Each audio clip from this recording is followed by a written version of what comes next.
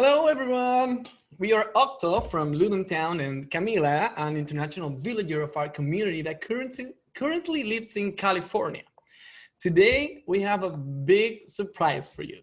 Here we are with one of the top board games designers in the globe. She won the Connoisseur Game of the Year in the Spiel des Jahres 2019, and she did that with the very first board game she ever designed.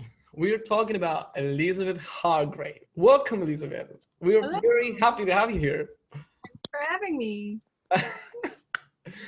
Yeah, we're gonna have some claps in this part. Yeah, so first of all, tell us, well, we know that you just had the Thanksgiving holiday, so what did you do for Thanksgiving? Did you pardon any turkey? So I ate a turkey. Well, thanks.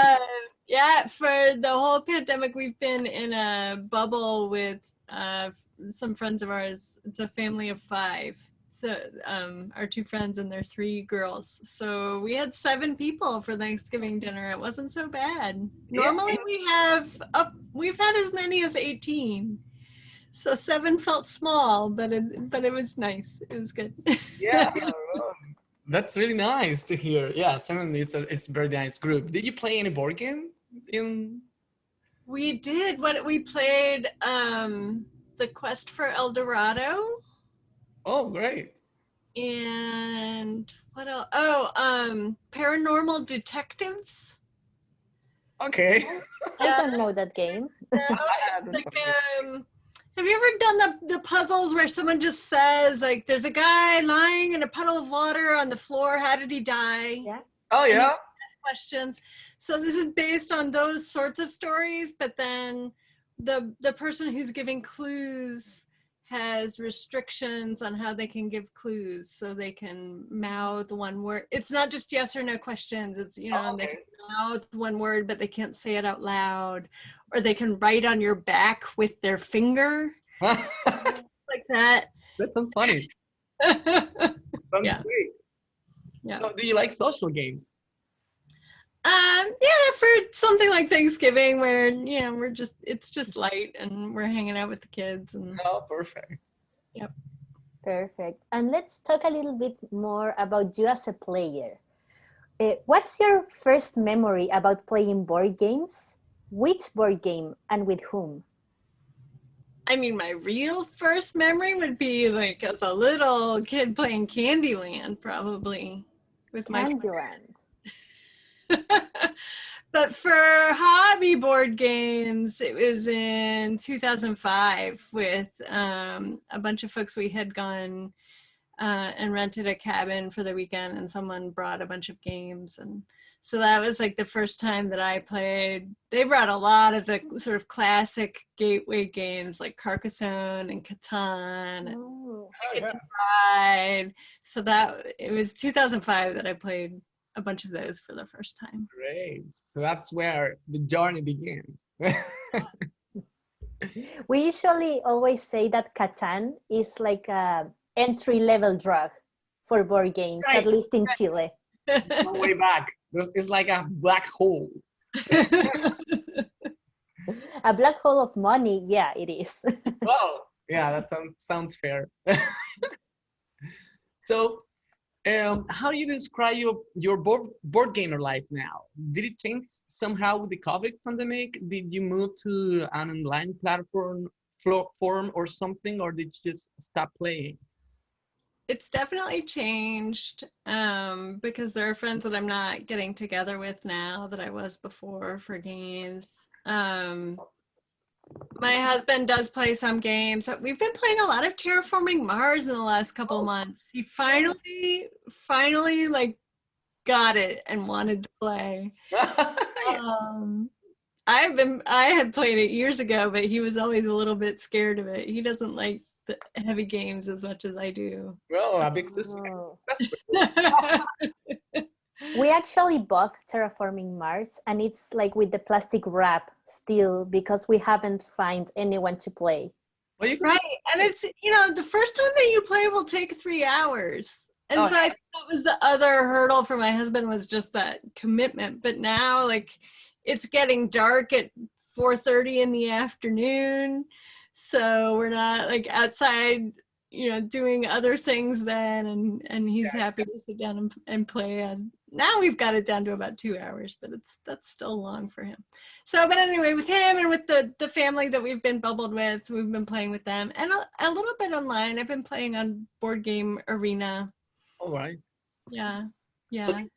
You have to give us your nick afterwards. Oh yeah, definitely. We're gonna have here in the subtitles. I actually changed it. It used to be my name.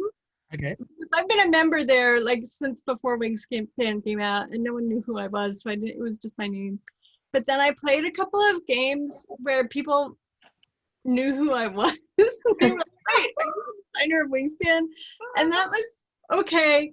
But then someone posted in the Facebook group for Wingspan. Oh, Okay. no. And you can go play games with her. And I was like, oh, that's a little too much. Yeah. Don't tell us. I'm gonna ask you private before, after the interview. I mean. Yeah. We actually met playing in Board Game Arena. Yeah. We haven't. Oh, wow. Yeah. Great.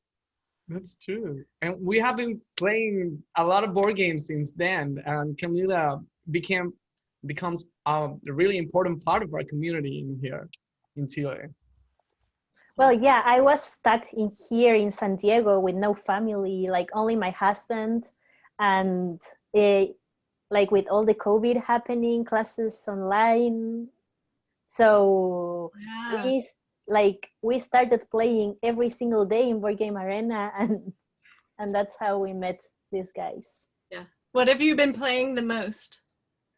Well, we are terrible because we play Named 6. Oh, I love 6 Named. Really? Yeah. Oh. Seriously, this is the best news ever. Yeah. Everyone always bothers us because it's like such an easy game and blah blah blah.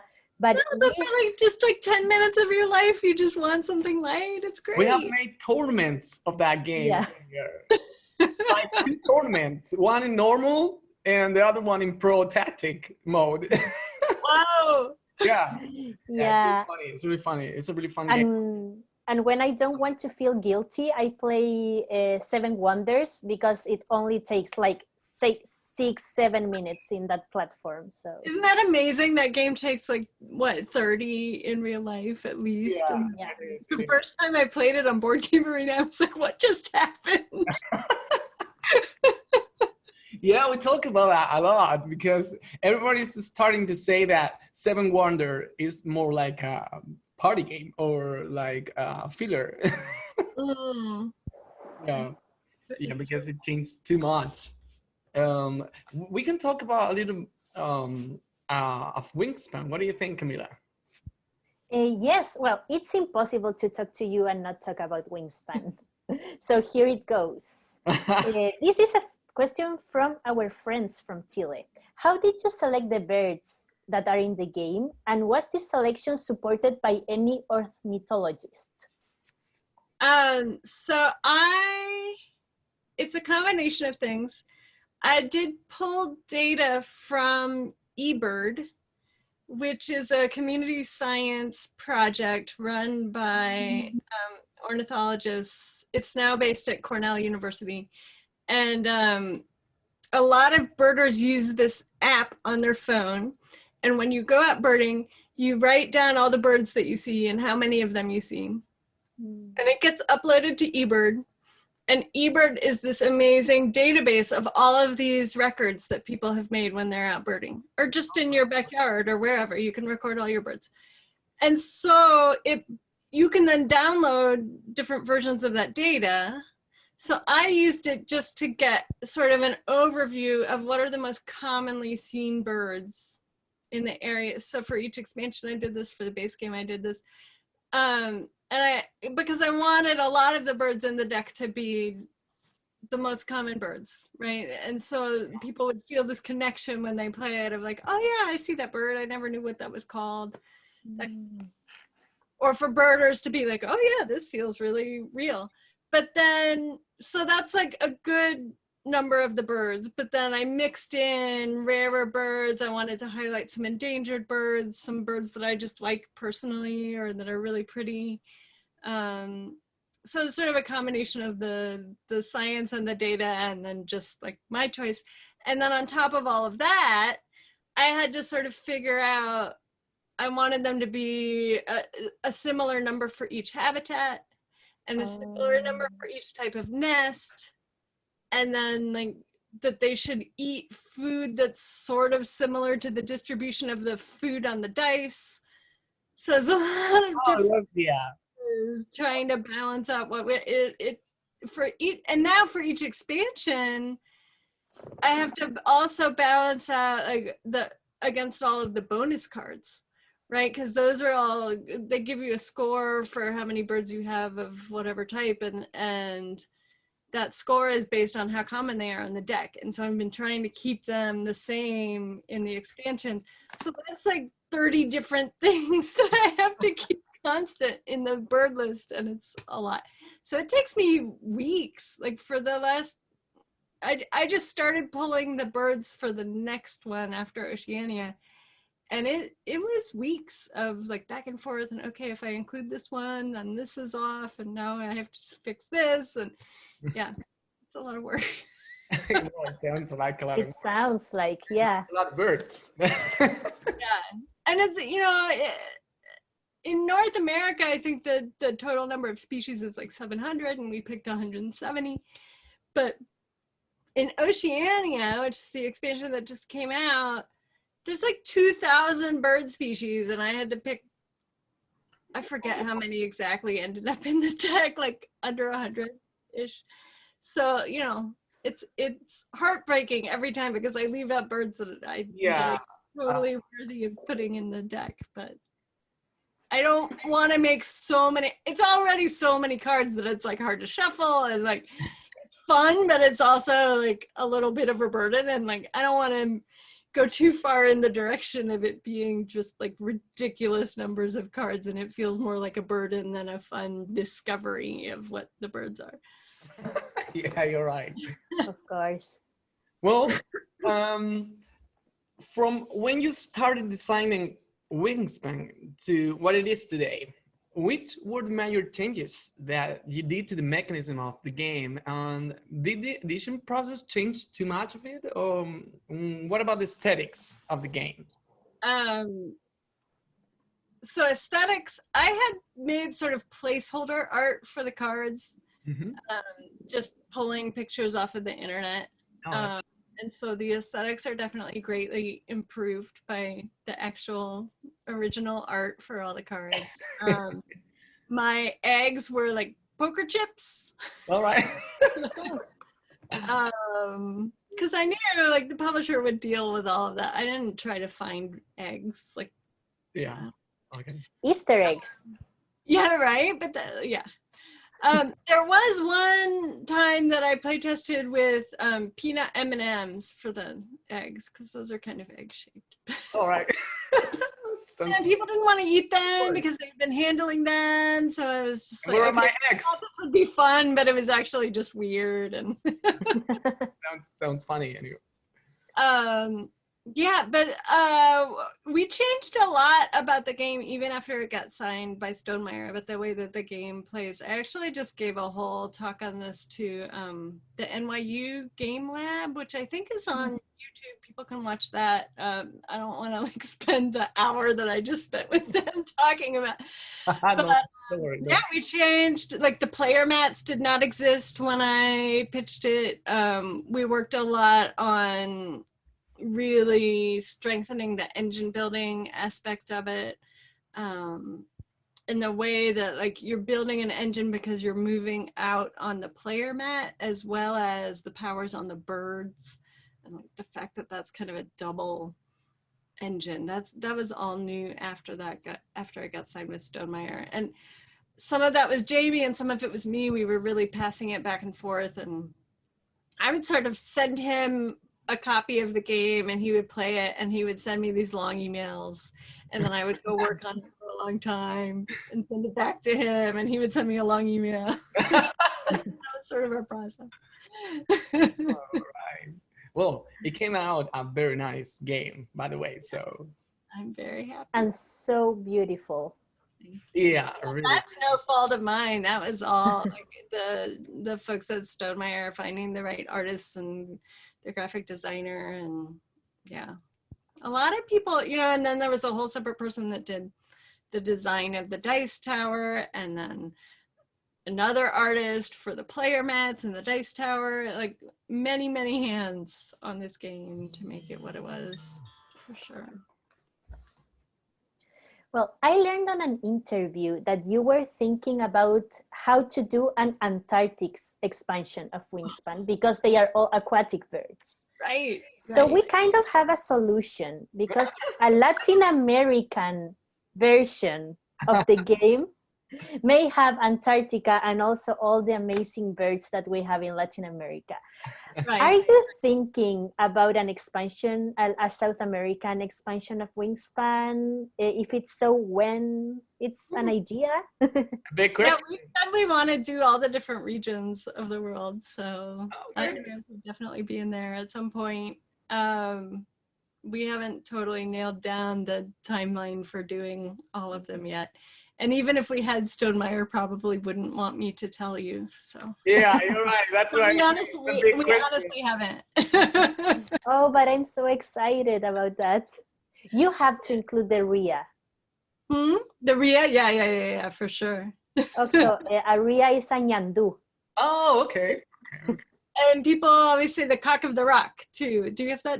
I think that's Chile. Or maybe that's... Cock of the rock? I never heard of it. I don't know what it would be in Spanish. One of the places that I really started birding was in Costa Rica. So a lot of those birds... All right, great. Well, we will wait for that expansion. I don't know how much, but we will be waiting with our birds. There's a lot of beautiful birds. Well, everywhere, anywhere, not just here, but. Well, with the Amazonia, you already have like right. Southern birds, I think. Right. It's gonna be hard to choose, I'm sure. So, how did you get to work with two Colombian girls to illustrate Wingspan? I'm talking about Natalia Rojas and Ana Maria Martinez. Yeah, so Natalia lives in St. Louis. Or did. She's moved to Florida now. But at the time that she got hired, she was living in St. Louis, and her children went to school with one of the guys that works for Stonemaier. Oh, so there's... I think they were just talking, and he heard that she was an artist and asked her if she would be interested, because she was already working on some art that involved birds. And I don't know how the exact conversation went, but that was what... You know, that was the start of it. And so they sent me a couple of illustrations that Natalia and Ana had done, because they were already working together on like, how can we do this art that, you know, incorporates birds and people will want to buy it. And they were just trying to sell it on their own. So it really was a perfect fit, and just this random meeting in St. Louis. But Ana and Natalia went to high school together in Colombia. And so when Natalia started talking to Stonemaier about this job, she wanted to rope in Ana as well. Yeah. Great. Yeah, amazing. And well, you have 3 different games published by 3 different publishers. So I wanted to ask you, what was the best thing of working with Stonemaier games for publishing Wingspan? The best thing of working with AEG for publishing Mariposas, and the best thing of working with Bottom Shy for publishing Tussie Mussie? Oh, that's an interesting question. No one's asked it that way. Yeah, we got a new one. Yeah, I've done a lot of interviews. I would say for Stonemaier, it was really working with Jamie Stegmaier on the development process for the game. because he has so much experience with game design, and I was coming into it new. I really learned a lot from that process. And then all the care that he puts into the production, like we were talking about, and just making it so beautiful. That he was really the art director as well as the developer and publisher, right? And he just has such a good, all of his games are beautiful. He has such a good eye for that. For AEG, it was a totally different process in a lot of ways, but the developer there, so AEG has a much larger staff, and they have several guys who work for them doing development. And the developer that ended up working on Mariposas with me is a former park ranger. Oh. And we just like, he just got me, you know, really, like, we were so much on the same page about like what it means to do a game that's based on the real world and on nature, and that was just delightful. And then there, the art director was an entirely separate person, and he also just like, it was really fun to throw ideas around with him a little bit and come up with what the game should look like. Button Shy is just a totally different process. It's this tiny company. It's really like one guy part-time, hiring some of his friends to put the games together in their spare time. And so that's fun too, because it's like so, but it's kind of like, his background's kind of punk rock, like just do it yourself, and like, just totally different process and mentality around how the games get made, and that was really cool to see. We got to hang out with ironically, we hung out together, Jason Tagmeyer from Button Shy and I at Essen last year. Went to Germany to spend some time with him because we ended up staying in the same hotel accidentally. Oh, right. It was really fun to hear more about his process and how his games get made. This was after Tussie Mussie had come out already, but it's been fun to see him. He started licensing his games internationally. So Tussie Mussie has gotten picked up in Spain. I don't know if it's getting marketed in Latin America as well, but there's a Spanish translation now. Oh, great. That sounds great. We haven't, we don't have it here yet. The name of the company is Salt and Pepper Games. Okay. And I'm pretty sure they're in Spain. But yeah, it's been fun to see Button Shy growing a little bit since they've picked up Tussie Mussie and doing these international things, because they're so small. Amazing. And this is a little bit more like a Chilean question, but there was a moth infestation in Santiago, and people were like literally freaking out. So with Mariposas, I wanted to ask you, do you feel that there is racism toward moths and their role in pollination in society? Yeah, I think a lot of people do think of moths more as pests, right? The caterpillars eat, they get in your kitchen and they eat your flour or whatever. And here we have this moth called the Gypsy Moth that can just like eat all of the leaves off of a tree in the springtime sometimes. So yeah, that's our image of, and we don't see the beautiful moths as much because often they're out at nighttime.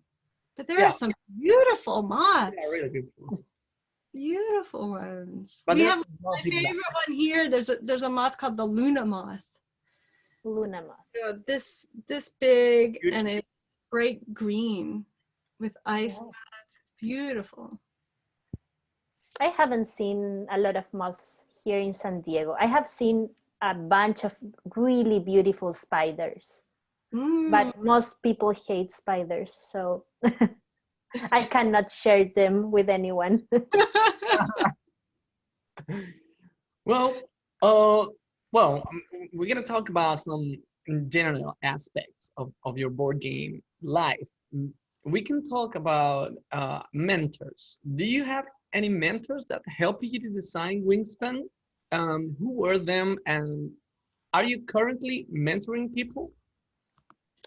So I would say one person who really helped get me started was Matthew O'Malley, who's a designer. He lives very close to me, and there's a playtesting convention near Washington. It's called Unpub, which is, you know, a couple hundred designers come and play each other's games. And the first time that I went, I knew no one there.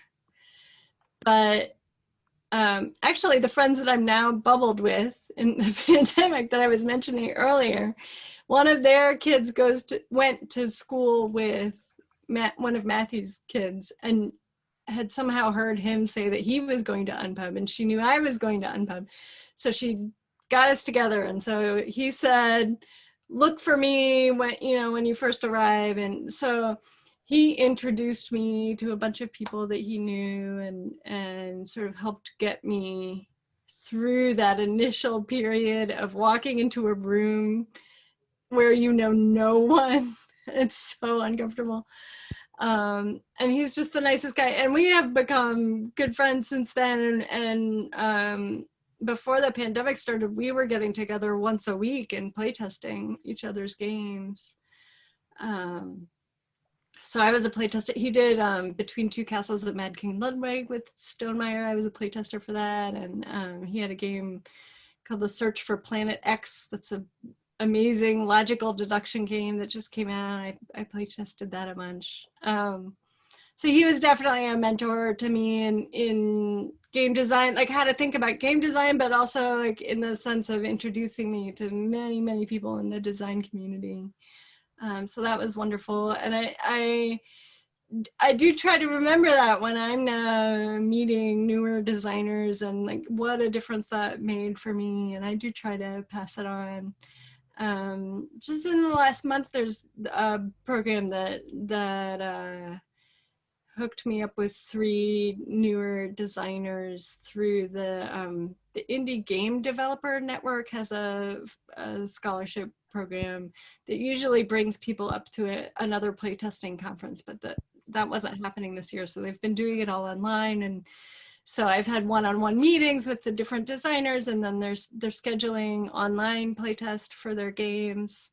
And trying to give them some of that similar experience. And then I've tried to, again, like introduce some of them to publishers that I think they ought to know, or that might be interested in their games, and just try to help them get established. It's hard to do that. Yeah. As a brand new person. Yeah. It sounds really beautiful. I mean, that connection, that change of right creators and everything. It's too bad we're just too far away. Yeah, our industry is actually really, really small, but it's growing. We're happy about it. It's growing every year. Yeah, it's exciting to see different places around the world really starting to get their own local scenes going, instead of just relying on Europe, right? Which, you know, when I started in 2005, the vast majority of games, even though we were playing in the United States, were coming out of Europe. Yeah. And that's changed now for sure. It's definitely changing fast. Really fast. So can you tell us about the process from pitching a game to see it being delivered to the whole world? And did you have any unexpected problems in that process? Just starting with when I pitched it? Yeah. No, that's the hard part's before you go to pitch it for me. Were you too nervous about it? Sorry? You were nervous, or like? Oh yeah, right. And just all the work that goes into the playtesting and iterating and changing things before you pitch it. And then once you think you have a good game and you go pitch it, I was very nervous pitching Wingspan. But then once it was signed with Stonemeyer, you know, I described a little bit of the back and forth, and it was definitely a lot more work. We did development for another year. But I wouldn't say there were any real problems in that process. And then I, as a designer, have been very happy to let my publishers handle all of the art and the manufacturing. Like, I never want to do my own. I am not interested in publishing my own games. That is so much work. And the marketing and like getting people to pay attention. I mean, now I would have an easier time marketing, but yeah, no, I'm just happy to let someone else deal with all of that. And from as far as I can tell, there have not been major problems. It's possible that sometimes in these 3 games there have been problems that they don't even tell me about. Oh yeah. Never knew about it. Oh, okay, we have some like really quick questions. The idea is like also receive quick answers. Yes. So, favorite meeple color? Oh, pink or purple, and then blue, and then anything else. okay. Oh, all right. So, favorite snack for a board game session? Ooh. So I like salty things, but not too greasy. All right. Pretzels, nuts, yeah. Okay. Like that. Cards with or without sleeves? Usually without. Wow. I don't like shuffling with sleeves. I feel. Yeah, I don't like that either. But okay, it's okay to have sleeves in the cards. It's fine if someone sleeved them. I don't have any problem with it, but I don't bother for my games. So we have had like eternal discussions about that in our group. Totally. So cooperative games, yes or no? Yeah, sure. Oh, great. Yeah. The type of game you currently enjoy the most right now? Oh. I love engine builders and I love logical deduction. I mentioned the Search for Planet X. I really like that. Do you not social deduction? Okay. So, do you prefer miniatures or tokens and meeples? Tokens and meeples. Okay. I don't care about miniatures at all. Wow. What is more important for you? Having fun or winning? Mostly having fun. Yeah? Yeah. I'm building something. Winning makes you happy too now. So if you win, you have fun. Okay, so that was our quick questions. And now we can talk about the environment or board gaming ecosystem. Do you pay attention to Board Game Geek ranking and ratings? It's hard not to. For my own games? Yes. You're going there every once in a while, right? Well, especially, I mean, so for a while I was watching Wingspan like every day because it was very exciting right after it came out and it was going up. And then I kind of stopped, and then every once in a while someone would email me and be like, you hit 100, you hit 50. And now it's like, I don't even understand. And for buying your own games, like you check for the Board Game Geek rating before, or just like you try new games? I look at the rating a little bit. I'll definitely look at the page and look at the rating. But I want to watch a review that really explains how it plays, because there are certain things I like or don't like, or like something looks really different that will appeal to me. Yeah. So who are your favorite look at the rating, reviewers? but I care more about the like seeing how it plays. And to see how it plays, I think the Dice Tower does a really good job. I think Rado does a really good job. I know that there are certain things about my taste that are different from their taste. So it's not necessarily that I need them to say that they loved it, but I think they do a good job of showing how it plays so that I can have a sense of whether I'll like the game or not. Okay. Perfect. And well, before designing board games, you studied public affairs and were a public policy analyst. Yeah. I study public affairs. Oh, It is possible to merge both worlds. Do board games have a role in society beyond just entertainment? good question. I haven't gone there explicitly. But I do wonder how much board games have the ability to change our minds about things. And the thing that makes me wonder the most is that I have seen so many people from Wingspan saying that they are now paying attention to birds and putting up bird feeders and going looking for birds. They're like actually changing their behavior in the real world because of a board game.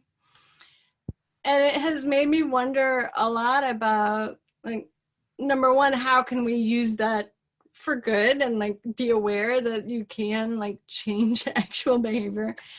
But also it makes me wonder a lot about all those games like Catan, right? Where you're like cutting down all the trees and mining all of the ore, and like, what is that changing our minds about what it means to do that? Like, or does it desensitize us to the idea of cutting down all the trees?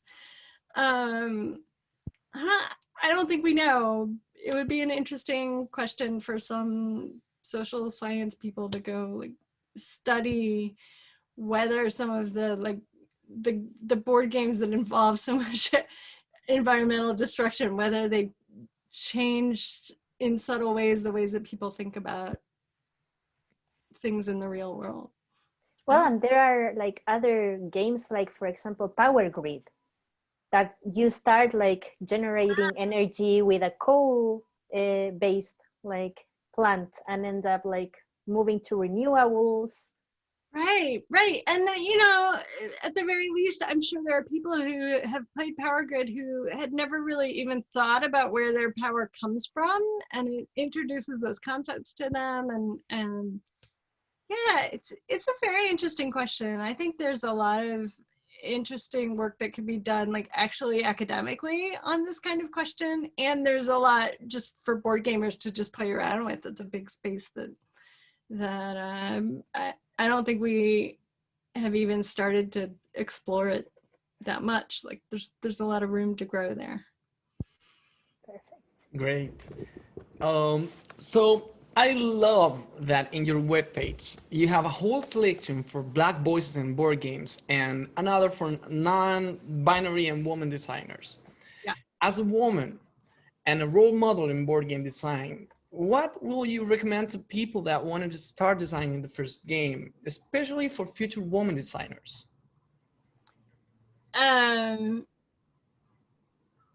My advice to someone that wants to start designing is always to get it out of your head and onto paper as soon as possible and make something that you can actually play with and manipulate and see how it works. Because it's very easy to try and think through everything in your brain and spend lots and lots of time there and then realize once you make it that there's some fundamental thing that just doesn't work. So I think you can save a lot of time by just making it and playing with it and then changing it and playing with it and changing it. And that's how, again, you know, don't worry about making a good first draft. Just make something. Everyone will understand that your first draft is supposed to be bad. Yeah, you're right. And especially other designers. If you can find other designers to play with, that is the other piece of advice that I give people, that playing with your friends, you are very likely to get feedback that's just like, oh, cool, you made a thing. And they're afraid to really criticize it, or they don't think about how games work in the way that you need someone to think when they're like trying to give you feedback about what worked for them and what didn't. Because a lot of gamers are just happy to play games and whatever, like they don't think about the how everything fits. Mm-hmm. But if you're playing with other designers who are also trying to think through the same problems on their games, it's just a much richer playtest experience. So yeah, make a crappy first draft as fast as you can and then get it in front of other designers once you're comfortable doing that. I think are my two biggest pieces of advice. And, you know, as you asked also as a woman, like, do I have extra advice? And I think women are sort of socialized or to have a little bit more fear of putting their stuff in front of other people a lot of times. And so you just have to get over that.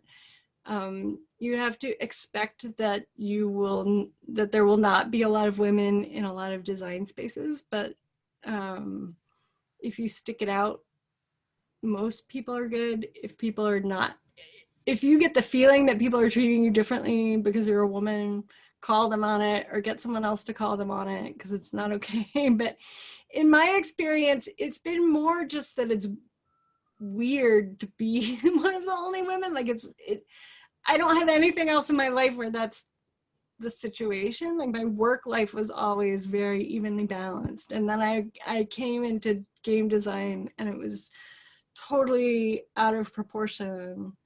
And it just felt strange. And I would go into places and be like, did something happen here that there are no women here? Like what's wrong?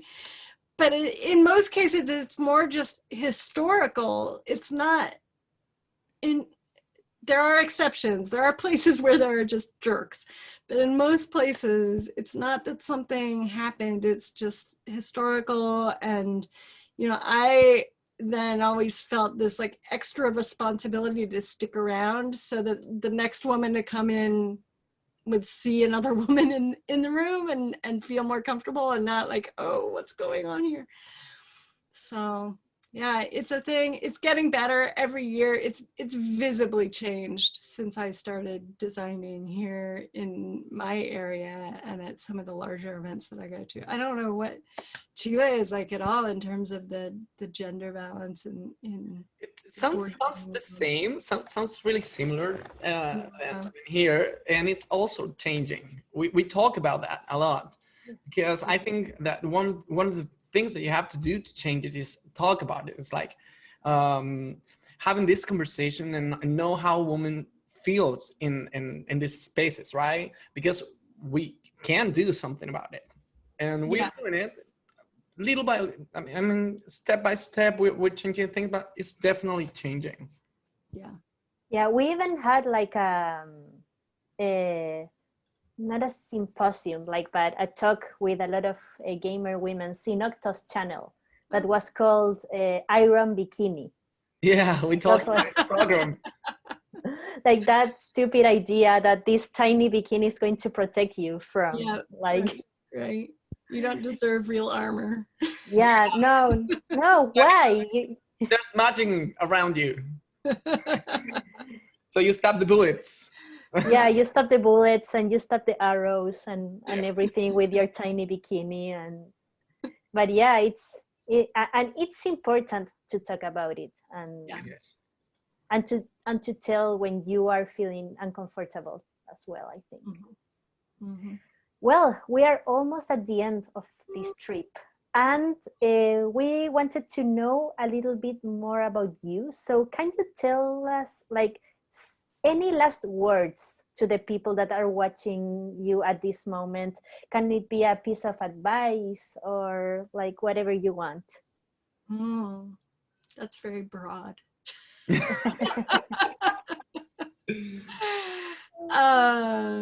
One last piece of advice.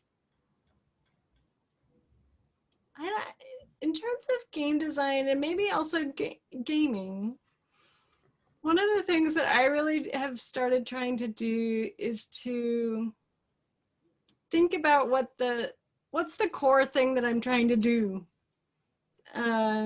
And I think that it's true a little bit in terms of buying games as well as designing them, but especially in designing games, to really find the heart of what I want and to not lose sight of that as But you are thinking I that get about advice from many different people, you know, in terms of buying games. It would be like, don't forget what you like when you're listening to all the reviewers talk about how a game, like remember what you actually like. And when you're designing a game, remember what you're actually trying to do and what the heart of the game is. And don't lose sight of that when the playtesters are telling you what they want in the game, because sometimes that matches with what you're trying to do, and sometimes it's that they're trying to make it a game that's something different from what you want. So yeah. Okay. But you're focusing on mechanics, or like in themes, in what? I think that goes for both, right? Like I had someone early on in the life of Wingspan tell me that I was never going to be able to sell a game to a publisher that was about birds. No. Right? And I was like, Yeah. I think you're wrong. This game is about birds. You know, or even if you're right, this game is about birds. It's not going to be about anything else. Like it's so baked into the way that it works. I can't just randomly change it to something else. So.